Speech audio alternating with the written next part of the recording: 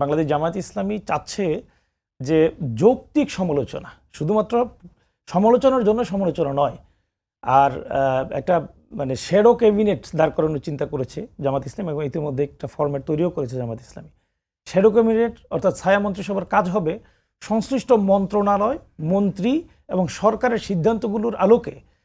কি বিষয়ে এখান থেকে সমালোচনা করা যায়, তার যৌক্তিকতা কি, প্রয়োজনে অল্টারনেটিভ কি। ধরুন সরকার একটা বড় প্রজেক্ট একদিকে পাশ করলো, এটার লজিস্টিক সব কিছু চিন্তা করে জামাত ইসলামী মনে করলো যে এটা দেশের জন্য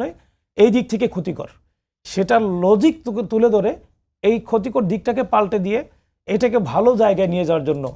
একটা অল্টারনেটিভ যে সাজেশন সরকারকে দেওয়ার মধ্য দিয়ে সংসদে এবং প্রয়োজনে রাজপথে সরকারের কাছ থেকে দেশের প্রয়োজনে দেশের জনগণের জন্য ভালো দিকটাকে তুলে নিয়ে আসা, এগুলো জামাত ইসলামী কাজ হবে। এই জামাত ইসলামী আলহামদুলিল্লাহ, আপনারা একমত হতে